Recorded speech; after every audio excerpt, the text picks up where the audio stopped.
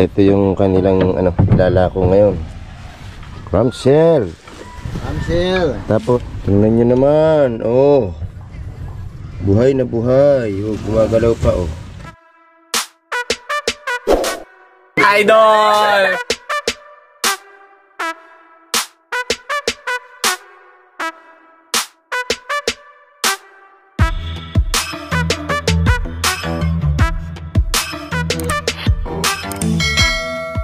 bagong umaga ulit tayo ngayon. Salamat muna kay Lord at binigyan tayo ngayon ng panibagong araw. At dito tayo ngayon sa tabing dagat ulit. At gusto ko lang ipakilala sa inyo yung gwapo ng Bukana. Yan, si Mr. Pogi ng Bukana.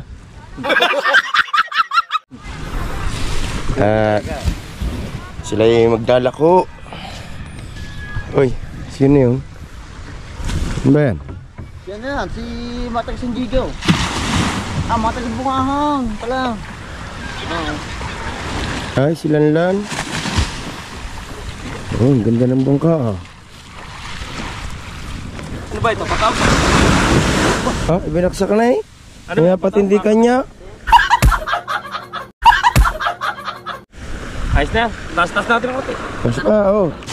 Tas-tas natin eh. Mga manood, alit na yan eh. Nangihinayang pa kayo itaas. Alright.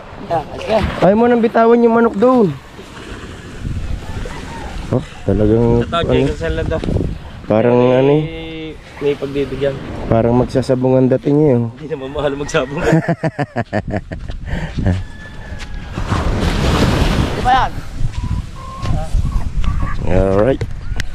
Ito yung kanilang lalako ngayon. Ramsel. Tapos may lobster kayo? Sino may huli? Yan, ang bangin niya lahat. Huli yan. Kaya ba lahat na nakuha ng banagan ngayon dyan? Hindi, hati-hati. Mati-mati. Hati-hati. Yun. Tingnan nyo naman. Oh, buhay na buhay. Oh, gumagalaw pa. Oh. Oh. Sarap. Kaya lang masarap din ang presyo niyan. Masarap yung presyo. Mas masarap yung presyo kaysa doon sa lobster. Sa presyo.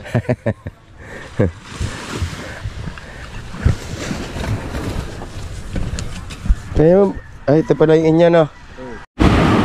Ang cute nung bangkang sinakyan ni Lanlan, no? Yung makina nito. Tingnan natin yung makina. Oh, ayan, oh. Tapos yung PVC yung kanyang satihan. Galing, eh. Ano ba mga kanito? Yamada Japan Technology. Oh, may reserva pang LC, oh.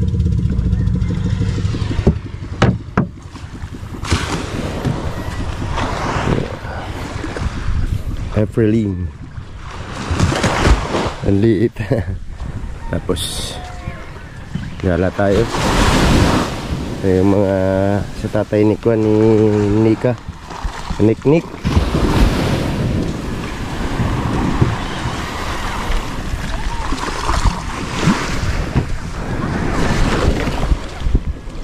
Tapos ito yung kay Dagul. Baka kay Lobster King. Ha? Hindi pa. Punta ako doon. Saan ba kaya? Dalhin nyo na muna. Akala ko ba lalakad kayo? Ha? Oh, ayaw nyo magdala ng papel para ilista yung balita. Makalimutan ninyo. Kapit, di matamba. Makikibalita, walang dalang video. Oh, sakay.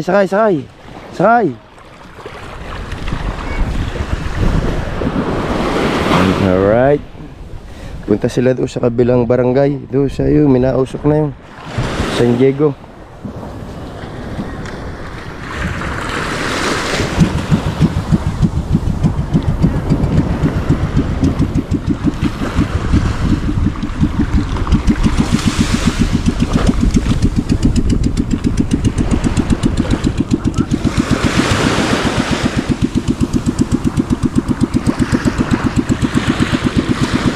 Alright, lakad lang tayo dito sa tabing dagat. Pasyal-pasyal tayo. At ito yung ano, papunta ng Wawa, yung lugar na yan, no?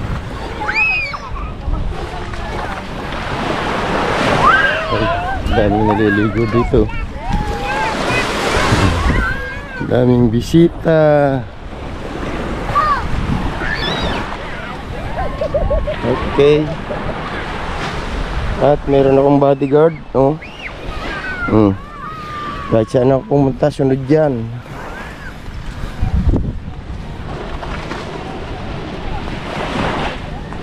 Oras natin ngayon ay alas 8:10 at medyo tinanghali tayo ng gising dahil gabi na ako natapos mag live kagabi. Pero natapos ako mag live ay ano na, mga alas 12:20 na ng madaling araw.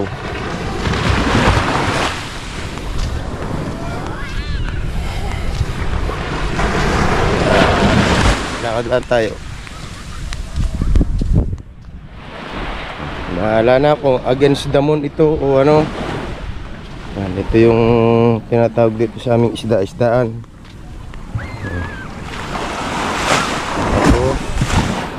Ito yung pain niya. Ito.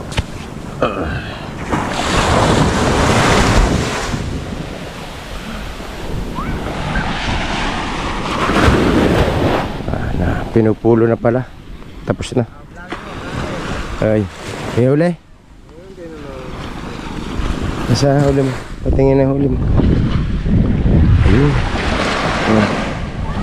Bagaong. Ulam na. Uy. Ha? Haba. Sabi ko sa iyo eh. Ay, may sirena doon, no? May sirena.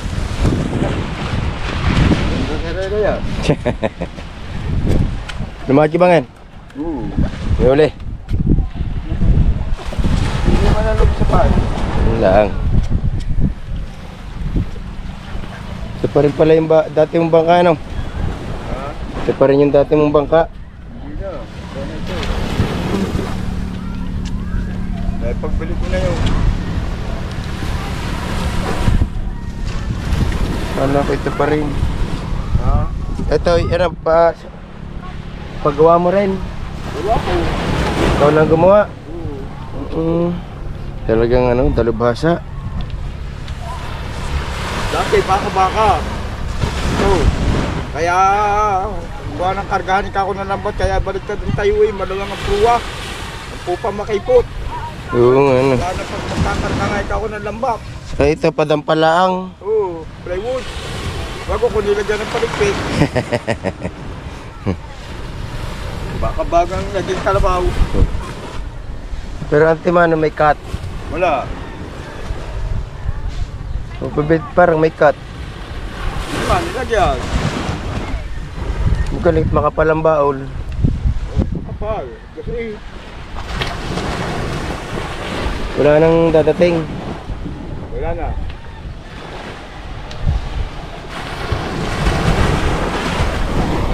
May ano, may sirena.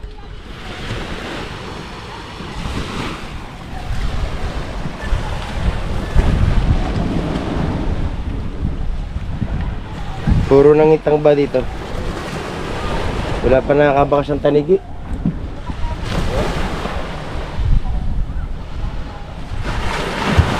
Diba ito si Abel? May uli. Kakunti rin. Diba, pasangan? Hindi.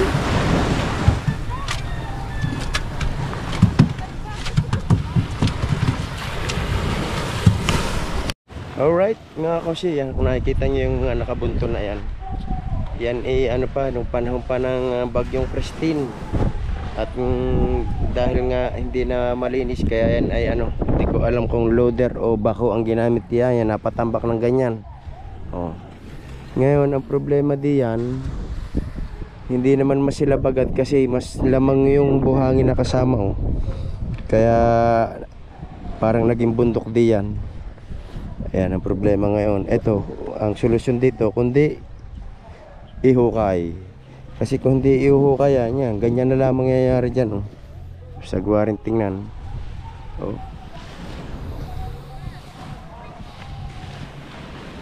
Alright. Wala na tayong inabot na na mangingitang. Lahat nakapundo na, kaya wala tayong nabiling isda. Tapos dito naman sa tapat namin ay lahat naglobster. Hindi naman natin kaya yung presyo na yun. So pauwi na uli ako. At bahala na ako ano yung maiuulam. Kasi araw-araw talaga ang problema ay ulam. Madali na yung bigas kasi gaya namin yung sinasayang namin ngayon ay yung iba ay galing pa sa ayuda, kaya medyo madalang pang bumili ng bigas ngayon. Kaya lang bumibili ng bigas si Mrs. Dinadagdagan yung inilalahok. Nabili si Mrs. yung magandang klaseng bigas, tapos inilalahok doon sa galing sa ayuda. So yun, kaya hanggang ngayon may bigas pa kami na galing sa ayuda. Alright, hanggang dito na muna at tingnan natin kung ano yung magiging kaganapan naman pagdating ko doon sa tapat namin. Doon ako galing oh. Uy.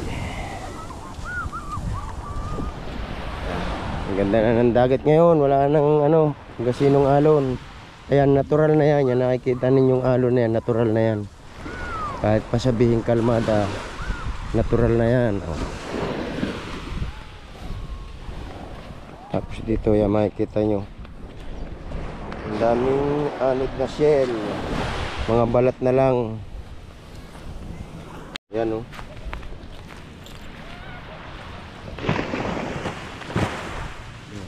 Ayan, kaya yan maraming ganyan. Yan, puro mga balat na lang yan oh. Wala na yung mga laman na yan.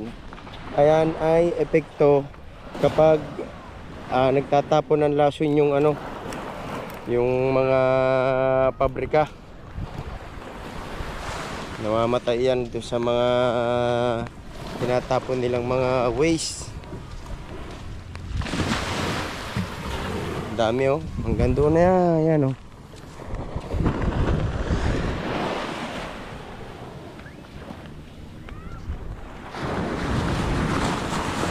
Alright, mga kongsi, nandito na ako, malapit na ako sa kubo. Laka ng kahoy, ito pa rin yung kahoy na dala ng bagyo oh. Bumaon na.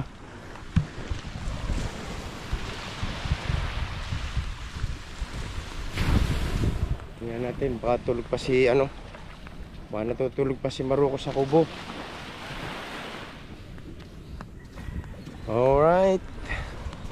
Yan, wala na. Uwi na siguro si Maruko. Kaya ngayon ay uwi muna tayo sa bahay. Yan, lalako lang itong gate. Alright mga kosi, oras natin ngayon ay alas 5 ng umaga. Yan, at maaga tayong nagising. At dahil kakaroon ng bisita dito sa cottage, kaya ako'y maaga naglinis. Bagay, nakapaglinis na kami kagabi ni na Maruko at Kahaw bago kami nag-uwian. Pero ito, binalikan ko na rin ngayong umaga at para siguradong malinis. So yan, paglinis ako. Yan, malinis na. At on the way na daw yung mga bisita. Bali 20 katao daw sila. Ayan, at abangan na lang natin yung pagdating nila. At yan madilim pa. Pero mga nagdatingan na yung mga naglobster. Hindi ko lang alam kung may mga huli sila. Alright. Wala na ba akong gagawin? At malinis na lahat. Pati itong loob ng kwarto ay naayos ko na. So, hindi ko na ginising si Mrs. dahil maaga pa nga. So, buksan natin. Ito yung shoes. Ano? Yung. Okay. Ito na.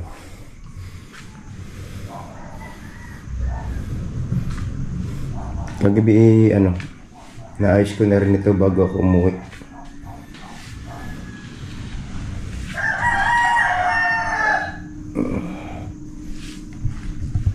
Yan, hindi ko pa naasikas yung ano, paggagawa ng double deck. Kasi ito, tutuktuhan ko ito para maging double deck.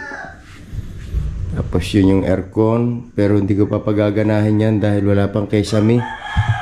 Isipin yung 2 araw na tinesting ko yan.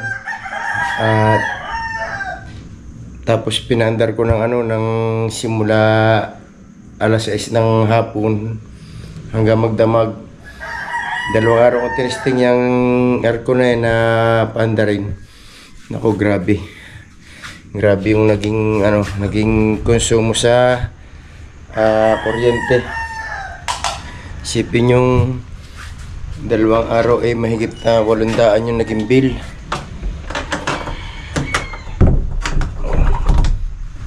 At sabi nga kaya malakas sa kuryente ay dahil walang kesame, marami sinisingawan yung lamig.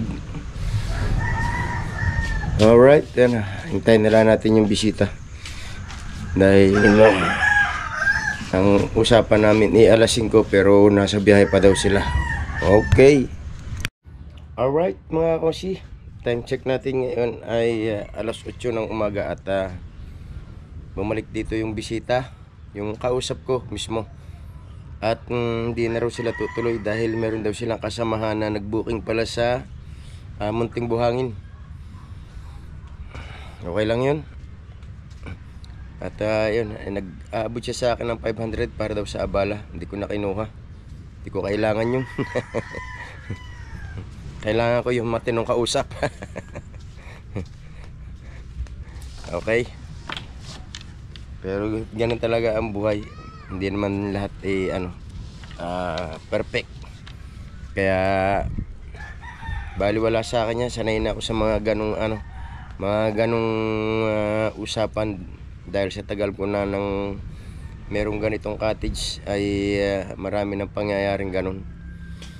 So kaya talaga dapat sa doon sa mga ibang mga may cottage din, sikapin ninyo na makahingi ng down payment pagka mayroon nagpa-booking. Yun naman sa akin, kaya hindi na ako nakahingi ng booking kasi kagabi din yung nag-inquire. Diretso usapan madaling araw darating na sila. So wala na akong chance para makahingi ng down payment. Bago ito nga nangyari, ganyan, palpak. Okay lang, hindi naman kawalan. Hindi kawalan sa atin yan. So yun, at ako ay uuwi muna para maalis yung aking puyat. Dahil alas 3 pa lang ng madaling araw ako naglinis na dito para nga pagdating nila ay malinis na. So yan, at ito habang nag-aalis ako ng kaunting